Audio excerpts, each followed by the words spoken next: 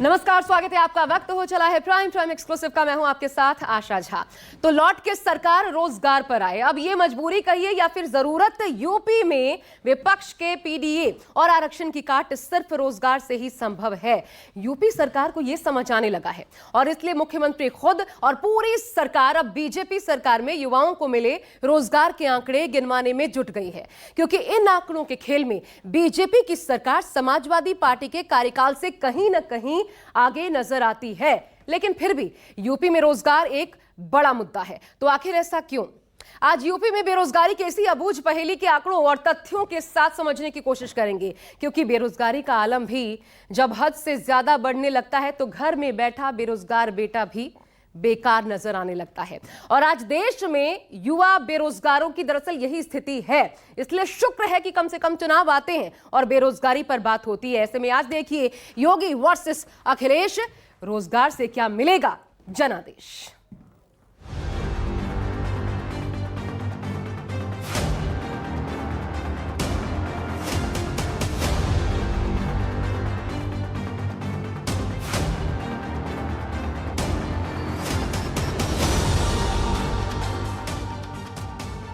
UP का रण एक बार फिर तैयार है। 2024 के लोकसभा चुनाव के बाद यूपी के 10 सीटों पर उपचुनाव यानी 2027 के सेमीफाइनल का जोर आजमाइश का दौर जारी।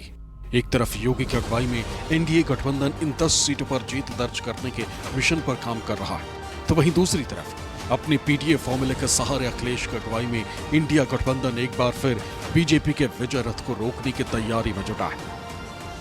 जो लोग जाति का नंगा खेल खेलते हैं, समाज को आपस में लड़ाने का कार्य करते हैं, ये वही लोग हैं जो माफिया और बड़े बड़े अपराधियों, दुर्दांत अपराधियों के सामने पहले गिड़गड़ाते थे, नाक रगड़ते थे, दंगाइयों के सामने नाक रगड़ने का काम करते थे।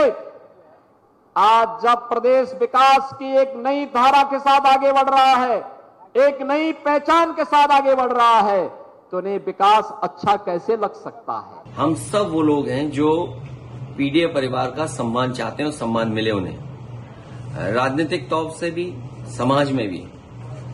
और कई बार बहुत सारे राजनीतिक दल के नेताओं को समाज में इस तरह का सामना करना पड़ता है। भारतीय जनता पार्टी का व्यवहार ही ऐसा है और ये व्यवहार हम सब लोग कोई आज का नहीं देख रहे हैं। हजारों साल से हमने और पीडीए के परिवार के लोगों ने इस तरह का व्यवहार देखा है।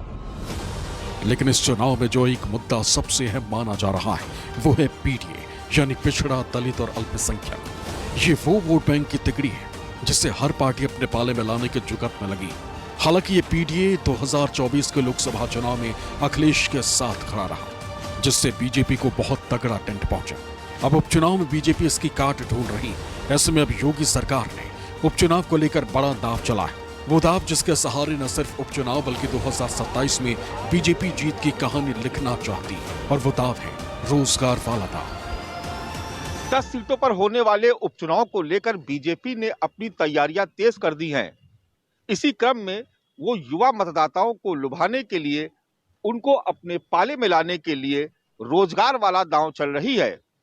योगी सरकार इस बात के प्रचार प्रसार में जुटी हुई है कि उनकी सरकार में रोजगार दर में लगातार वृद्धि हो रही है, युवाओं को रोजगार दिए जा रहे हैं। सरकारी नौकरियां निकाल करके योगी सरकार एक मैसेज देने की भी कोशिश कर रही है कि उनकी सरकार में निष्पक्ष और पारदर्शी तरीके से युवाओं को रोजगार दिया जा रहा है। यानी रोजगार के जरिए भारतीय जनता पार्टी, इंडिया गठबंधन और समाजवादी पार्टी की पीडीए वाले फॉर्मूले की काट खोज कर ले आई है।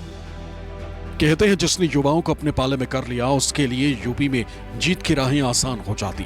यही वजह है कि अब योगी सरकार के मंत्री लगातार रोजगार की बात कर रहे हैं। सुबह सपा अध्यक्ष और यूपी सरकार में मंत्री ओपी राजभर ने भी रोजगार को लेकर योगी सरकार की तारीफ की और कहा कि योगी राज में युवाओं को बम्पर रोजगार दिया जा रहा। सरकारी नौकरी काफी वैकेंसी निकल रही है, लोग अप्लाई कर रहे हैं, नियुक्ति भी हो रही है और लोग ज्वाइनिंग भी कर रहे हैं। तो उन लोगों को समय समय पर हम लोग इसी तरह बताते रहते हैं कि आप भी इसमें आओ, और नहीं सरकारी नौकरी अगर प्राइवेट करना चाहते हो, पढ़े लिखे हो, तो ब्याज सरकार माफ करे लेके भरेगी बैंक का, है आप मूलधन लेकर के कमाओ। सिर्फ इतना ही नहीं, उन्होंने रोजगार के मुद्दे पर समाजवादी पार्टी को आड़े हाथों लिया और कहा कि पिछली सरकारें बताएं कि उन्होंने कितना रोजगार दिया। 4 बार सपा की सरकार थी तो उन्होंने 4 बार में क्या किया, बसपा की 4 बार सरकार थी, उन्होंने क्या किया। तो जो लोग धोखा देने वाले लोग हैं वही लोग इस बात को कह रहे हैं कि यहाँ पारदर्शिता के आधार पे जो योग्य हैं उनको नौकरी दी जा रही है। अच्छा, विपक्ष की सरकार थी तो उसने सबको रोजगार दे दिया था। अगर उनसे पूछा जाए कि आपकी सरकार थी तो आपने सबको रोजगार दे दिया, तो बेरोजगार कहाँ से आ गए। दरअसल योगी आदित्यनाथ और उनकी सरकार ये समझ चुकी कि अगर उपचुनाव में विपक्ष के पीडीए को हराना है तो फिर रोजगार वाला हथियार ही एकमात्र रास्ता है। उन्हें पता है कि रोजगार के नाम पर वो हर जाति धर्म के लोगों को एकजुट कर सकते हैं। ऐसे में योगी आदित्यनाथ भी लगातार उपचुनाव वाले इलाकों में जाकर रोजगार की बात कर रहे हैं। अगले 2 वर्ष के अंदर हम 2 लाख सरकारी नौकरी नौजवानों को देने जा रहे हैं। सरकारी नौकरी 2 लाख, मैं जो कह रहा हूं नोट करना, 2 लाख सरकारी नौकरी, जिसमें से 60,200 से अधिक नौजवानों को पुलिस की भर्ती की प्रक्रिया वर्तमान में चालू है। 23, 24, 25 और फिर कल और परसों ये 5 दिनों में ये रिटर्न परीक्षा हो रही, लिखित परीक्षा हो रही है। दरअसल न सिर्फ उपचुनाव बल्कि बीजेपी का फोकस 2027 विधानसभा चुनाव पर भी है, क्योंकि युवा वोट बैंक पार्टी के लिए निर्णायक की भूमिका निभा सकता है। अगर 2022 विधानसभा चुनाव की बात करें तो प्रदेश में कुल 15 करोड़ वोटर्स थे, जिनमें से 3 करोड़ 44 लाख वोटर्स युवा थे, यानी एक बड़ा तबका युवा वर्ग का है जो कि निर्णायक की भूमिका निभा रहा है। उधर अखिलेश यादव लगातार पीडीए के साथ साथ युवाओं के रोजगार को लेकर भी सरकार को घेरते रहे हैं। हर वर्ग के लोगों को धोखा दिया है। ये नारों में, विज्ञापन में तो अच्छे लगते हैं, और आपने ठीक कहा, ये नौकरियां केवल प्रचार के लिए हैं। सच्चाई में नौकरी नहीं मिली। न केवल उत्तर प्रदेश ने धोखा दिया यहां के नौजवानों को, बल्कि दिल्ली की सरकार ने भी धोखा दिया। दरअसल हाल के लोकसभा चुनाव में बीजेपी को यूपी में झटका लगा है। विपक्ष के आरक्षण के साथ ही रोजगार जैसे मुद्दों ने बीजेपी को बहुत पीछे धकेल दिया। यही वजह है कि अब बीजेपी के रणनीतिकारों का मानना है कि सौगातों की जमीन पर सियासी जमीन ज्यादा असरदार हो जाती है। खास बात यह भी है कि मुख्यमंत्री जिस विधानसभा में जा रहे हैं वहां के ज्वलंत मुद्दे उठा रहे हैं। विकास के मुद्दे पर पिछली सरकारों को आईना दिखा रहे हैं। अराजकता, गुंडागर्दी फैलाने वाले लोगों को, भ्रष्ट प्रवृत्ति के तत्वों को, तुष्टीकरण के पोषक तत्वों को, देश के विकास में बाधक तत्वों को आगे नहीं बढ़ने देना है। जाति के नाम पर सामाजिक ताने बाने को छिन्न भिन्न करने वाले लोगों को हमें आगे नहीं बढ़ने देना है। उधर रोजगार को लेकर पक्ष विपक्ष में आरोप प्रत्यारोप का दौर जारी है। एक तरफ बीजेपी जहां रोजगार में खुद को अव्वल बता रही तो वहीं दूसरी तरफ इंडिया गठबंधन इसे झूठ का पुलिंदा करार दे रही है। उत्तर प्रदेश में भारतीय जनता पार्टी की सरकार 2017 में बनी थी और 17 से लेके अब तक उत्तर प्रदेश के अंदर डबल इंजन की सरकार ने माननीय मोदी जी और योगी जी के नेतृत्व में नौजवानों को रोजगार देने का सबसे बड़ा कीर्तिमान स्थापित किया। उत्तर प्रदेश ने अब तक 6.5 लाख सरकारी नौकरी और लगभग 1.5 करोड़ से ऊपर रोजगार देने का काम किया। जो विपक्ष आरोप लगा रहा है वो मिथ्या है, क्योंकि समाजवादी पार्टी की सरकार में नौकरियां बेची जा रही थी, भ्रष्टाचार का आलम था और नौकरियां हाईकोर्ट और सुप्रीम कोर्ट के चक्कर में थी। योगी सरकार अपने कार्यकाल में बता दे कि कितनी नौकरियां दिया। जहां भी नौकरियों का कुछ सवाल आया है, इनके पेपर लीक के बहाने वो नौकरियां समाप्त कर दी गई। तो इस प्रकार से ये नौजवानों की किसी भी प्रकार से कोई नौकरी नहीं देना चाहते हैं। केवल एक अफवाह के तौर पर ट्रक का ड्राइवर, ट्रैक्टर का ड्राइवर, ट्रॉली का ड्राइवर ये नौकरी है। योगी आदित्यनाथ जी अब उपचुनाव के ठीक पहले रोजगार की बात एक बार फिर कर रहे हैं। मैं उनसे पूछना चाहता हूं कि आप एक ब्लूप्रिंट जारी करिए कि आपने कितना रोजगार दिया। जब युवा रोजगार मांगता है आप उस पर लाठीचार्ज करते हैं। 69,000 के अभ्यर्थियों के साथ आपने धोखा किया। लगातार युवाओं ने 70 पेपर दिए, सारे पर्चे लीक हो गए आपकी सरकार में। मैं पूछना चाहता हूं कि आखिर युवाओं के साथ आप इस तरह का दोहरा चरित्र क्यों अपना रहे हैं? हालांकि रोजगार को लेकर जो दावे और वादे योगी सरकार कर रही, उनमें कितनी सच्चाई है और आंकड़ों की बाजीगरी में कौन कितना सही है, इसे जानना और समझना भी जरूरी हो जाता है। तो आज हम योगी सरकार और साथ साथ विपक्ष के दावों की हकीकत भी आपके सामने रखेंगे। तो रोजगार प्लान, इसके मायने क्या है जब योगी सरकार ये कहती है, इससे जुड़े दावे क्या है, पहले तो वो हम आपको दिखाते हैं। 7 सालों का ब्यौरा आपके सामने रखते हैं। 7 सालों में देखिए 6.5 लाख सरकारी नौकरी देने का दावा दरअसल योगी सरकार ने किया है। यानी योगी गवर्नमेंट आने के बाद से 2017 से अब तक हर साल लगभग 1 लाख नौकरियां। इसमें कहां कितनी नौकरियां मिली, तो देखिए एमएसएमई की बात सबसे पहले, सूक्ष्म लघु उद्योग जो है उस सेक्टर में 2 करोड़ रोजगार दिए गए हैं, ये कहा गया। अब उपचुनाव के पहले इस ऐलान का अर्थ क्या निकलता है, निष्कर्ष क्या निकलता है, वो देख लीजिए। तो रोजगार के सहारे युवा वोट बैंक पर नजर है, इसलिए भी ये ऐलान, ये आंकड़े पेश किए जा रहे हैं। युवाओं पर फोकस है क्योंकि जात पात की लड़ाई में अखिलेश का पीडीए लीड लेता नजर आता है। तो अब रोजगार के सहारे मतलब क्या हो रहा है, देखिए युवाओं के जरिए पीडीए में ही सेंधमारी का प्लान है, क्योंकि इसमें एक बड़ा वर्ग युवाओं का भी है। अब देश भर में और खासकर यूपी में बेरोजगारी दर कितनी है वो जान लीजिए। बहुत इंटरेस्टिंग आंकड़ा है और ये आंकड़ा बताता है कि यूपी में स्थिति बेहतर है। देश में देखिए 3.2% बेरोजगारी दर। अब अगर उत्तर प्रदेश में आप बात करें तो यह हो जाता है 2.4। अंतर आप देख सकते हैं। देश में जो बेरोजगारी दर है उससे यूपी में बेरोजगारी दर कम। और ये दरअसल पीरियोडिक लेबर फोर्स सर्वे यानी कि पीएलएफएस की रिपोर्ट है, ये आंकड़े उसमें सामने आए और इससे पता चलता है कि 5 साल में यूपी में बेरोजगारी दर घटकर आधी रह गई।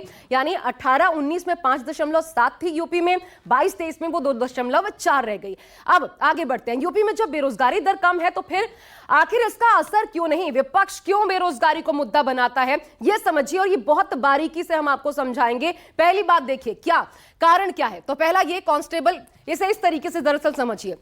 एक कांस्टेबल भर्ती के लिए 80 उम्मीदवार मैदान में उतर जाते हैं। उत्तर प्रदेश में कांस्टेबल के लिए जो अभी हाल फिलहाल 60,244 भर्तियां निकली थी उसमें 48 लाख से ज्यादा उम्मीदवारों ने अप्लाई किया था। इस हिसाब से एक पद पर 80 एप्लीकेंट्स, ये बनता है आंकड़ा। दूसरा देखिए टेक्निकल और प्रोफेशनल डिग्रियां, इनकी कमी नजर आती है, इसको समझिए। उससे पहले मैं अगला पॉइंटर भी आपको दिखा देती हूं, फिर इस पर आती हूं।